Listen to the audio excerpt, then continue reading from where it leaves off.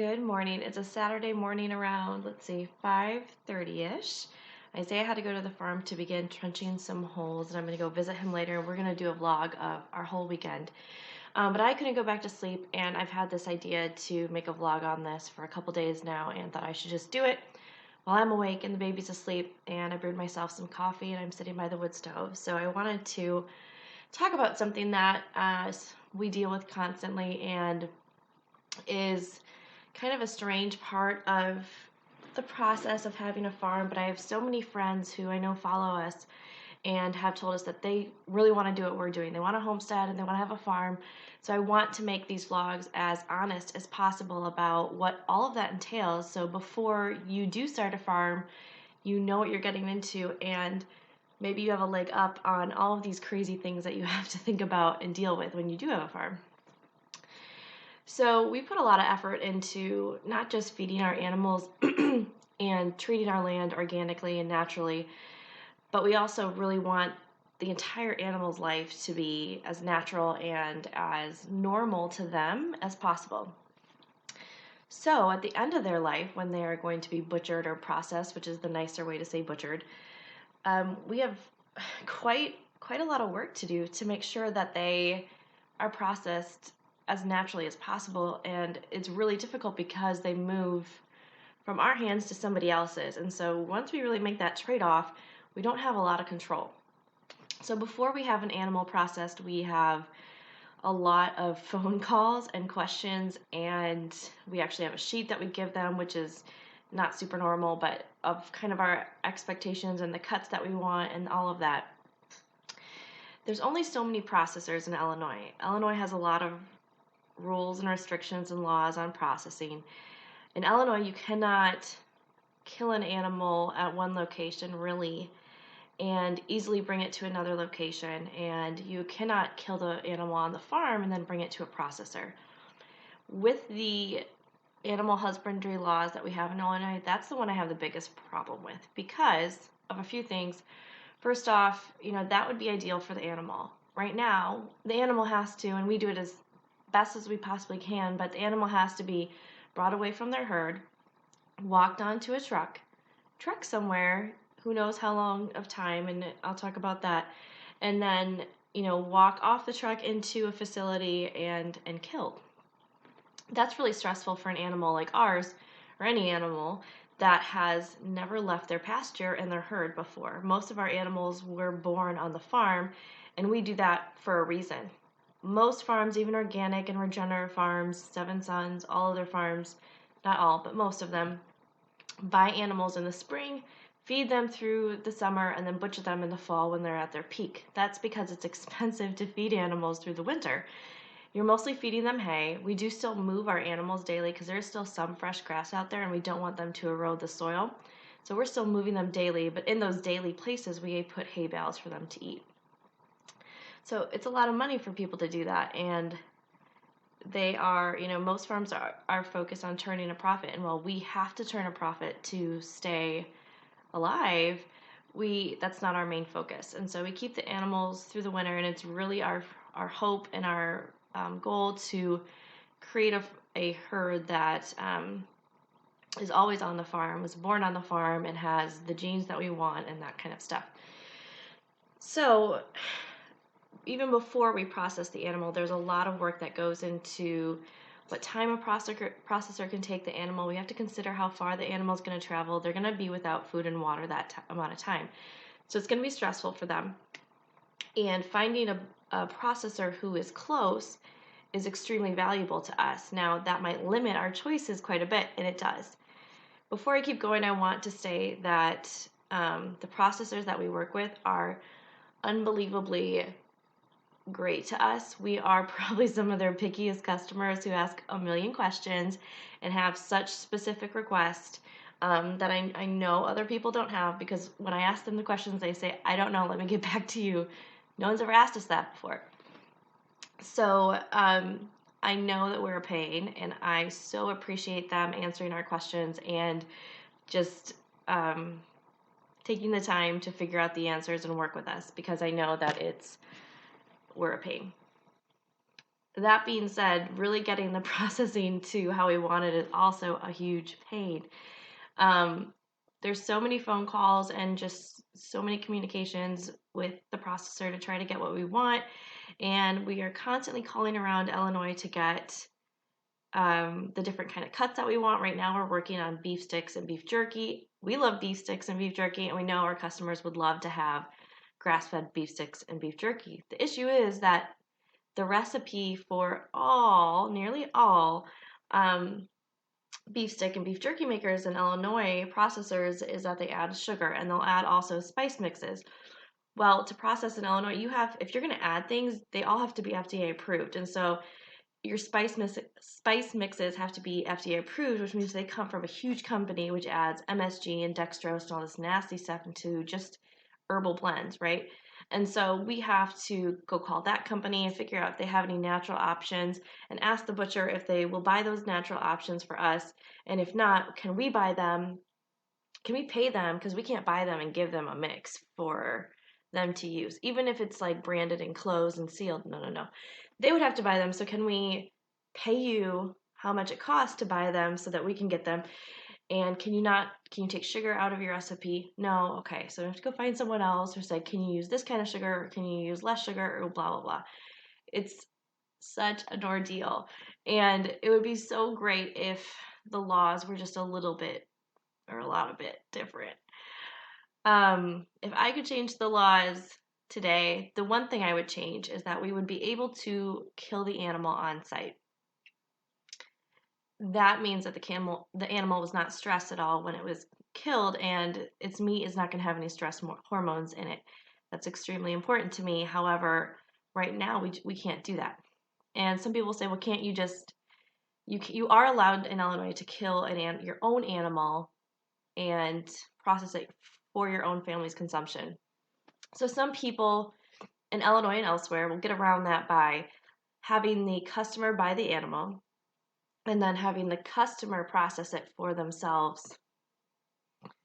Um, they always end up getting in legal trouble, and I'm not interested in that. We've never slaughtered a cow ourselves. However, you are allowed to slaughter so many chickens yourself if they're selling directly to customers. So we have done that in the past. It's not. I really don't enjoy it.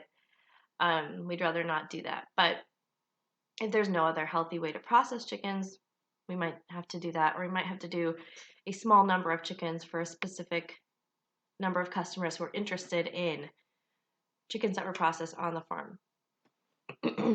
and why that is I have a customer that actually, or a friend who just messaged me, and I didn't know this, but one of the processors, not where we take our chickens, but where another organic local farm takes their chickens to be processed, dips the chickens in propylene glycol. No reason, but to clean them. And we called our processor right away to ask if they do that, and they don't. They use they said it was a natural bio cleanser of some sort. So we asked what was in it, and they didn't know. And so we asked if they could just tell us the brand name, and we'll research it. So we're waiting for that. So it's a pain. So that's the one thing that I would change.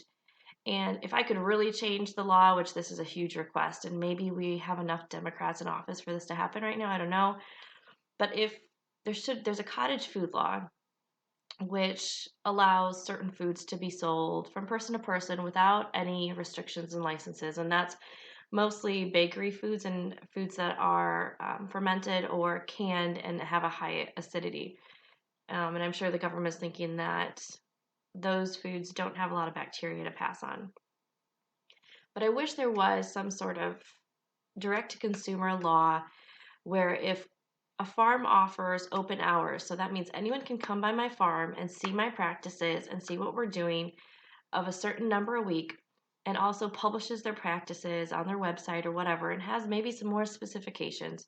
But if they're really open to the consumer about what their practices are and what they're doing, that the consumer makes a choice if they want to buy from that farmer or not.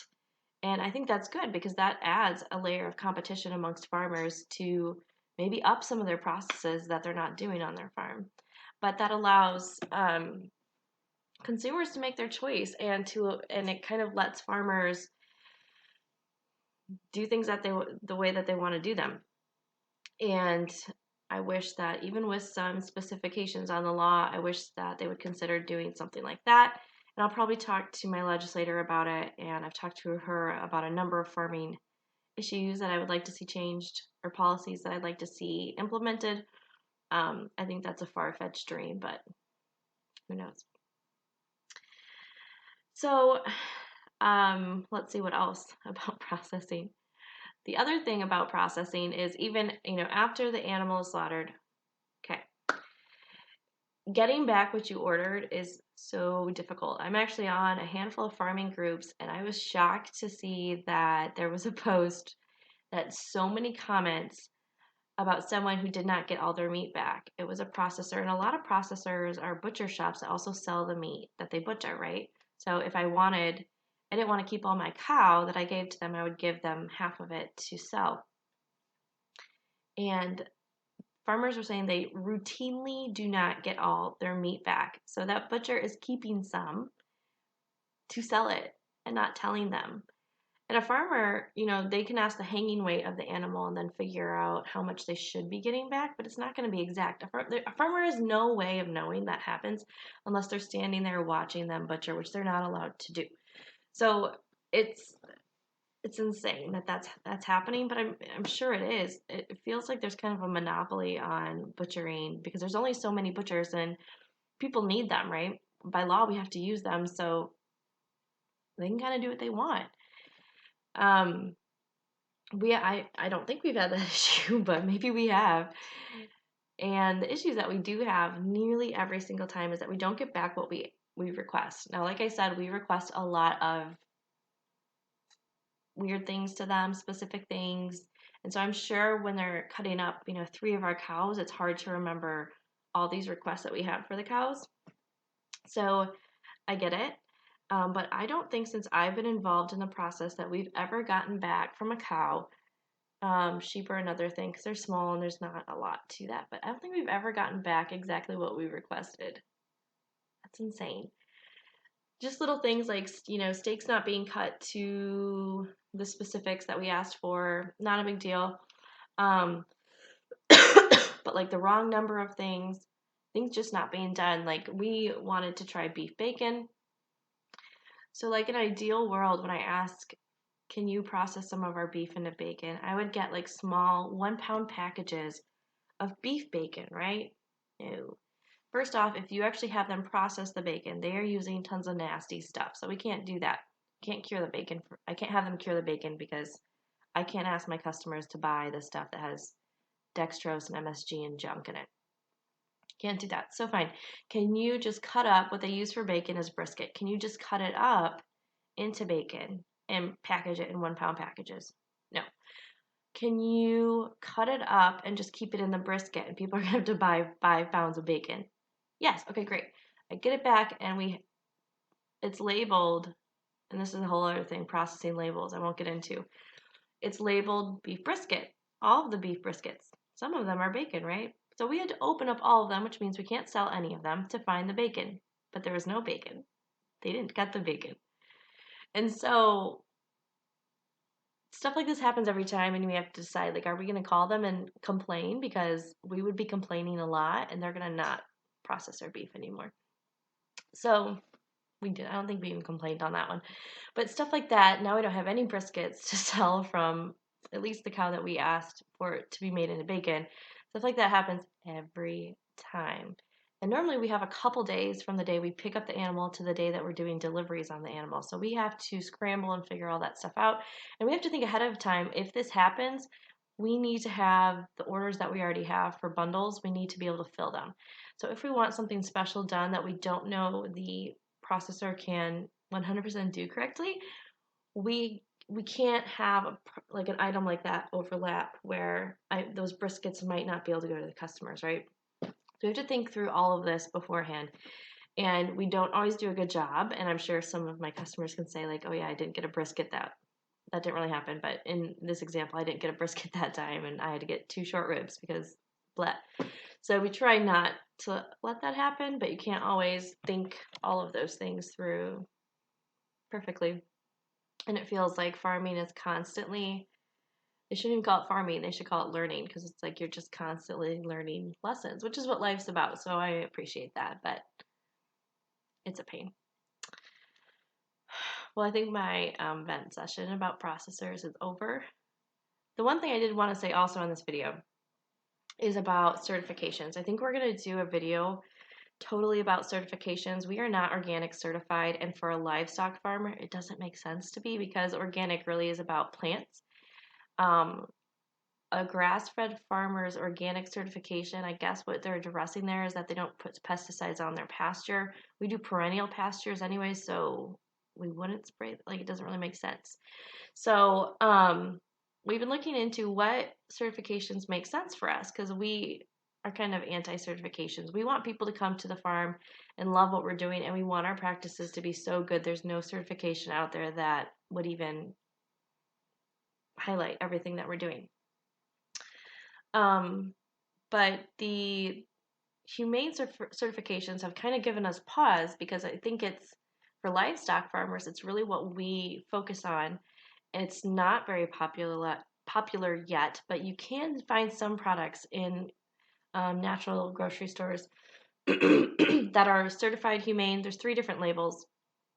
Certified humane, I think, is the most popular one you'll see, but there's 2 others that are essentially about, treating the animals humanely, and they do address how much pasture the animals get. If they're treated naturally for any infections or anything like that, it pushes homeopathics and natural herbal remedies first, that kind of stuff. It looks at how the animal was treated, and I'm sure people who get that are also doing organic, and but it really, what I'm saying is, to me, that label is more important than the organic label regarding meat. So if you're buying meat in the store, I need to do a separate video on this. But if it says organic, that don't matter. It doesn't, no, who cares? I mean, so if you're buying poultry, it was fed organic, that's like good, better. But that doesn't mean you're doing anything for the chicken's humanity. In fact, there's chicken barns around here that sell organic chicken eggs, like at big name brands and in big markets. If you saw how these chickens were living, you would not be buying those eggs. And if I could do a video inside of the chicken barns, I would, but that would be mean and illegal. So just if you are buying an animal product and you're someone who's concerned about health, organic is just like one little step up from conventional, but humane is a huge step up. So if you're reading the labels, what I'm saying is get certified humane products at a grocery store for any animal products. And we'll probably do a video on what the different certifications mean eventually. But if you're just buying organic for meats, it's not enough, and it's not going to be as healthy as you think what you're getting. I was at Natural Grocers, which is, like a 50-minute drive for me. So I'm not there very often, but I always go there, and I go to the meat section, and I always price things out and kind of like to see where we are compared to those prices. And I always read the labels and what they say, and there's always something new on the labels that they've added. And so on these Mary's chickens, there was organic and non-GMO. There wasn't a huge price difference between the two. But on them, it said, what did it say? It said, normally it would say something like pasture access or like open pasture access, which means that in this gigantic chicken barn, there's a tiny door that they can go out to go to the pasture. It doesn't mean these animals are pastured at all. It said extended or expanded open pasture access. So like maybe they made the door bigger, or they gave them another like half acre of land, which when you have 4,000 chickens, I'm sorry, is not enough. Anyways, so it's really interesting that it's like I can see those words and labels, and I don't know, I probably would have been able to kind of tell that they're marketing gimmicks even before I was on a farm. But it's not good. It's sad. So I think that's the end of my processing woes. If you're interested in helping me talk to your legislator, if I finally can get my legislator to file a bill about the animal slaughtering issue I talked about. If you're interested in talking to your legislator about it, I'd really appreciate that. Just because I think it's extremely important in the humane treatment of the animal and the life process and cycle. But thanks for listening to my rant, basically. And I hope that you guys have a lovely Saturday and that it gets a little bit warmer again before it's so cold. Bye bye.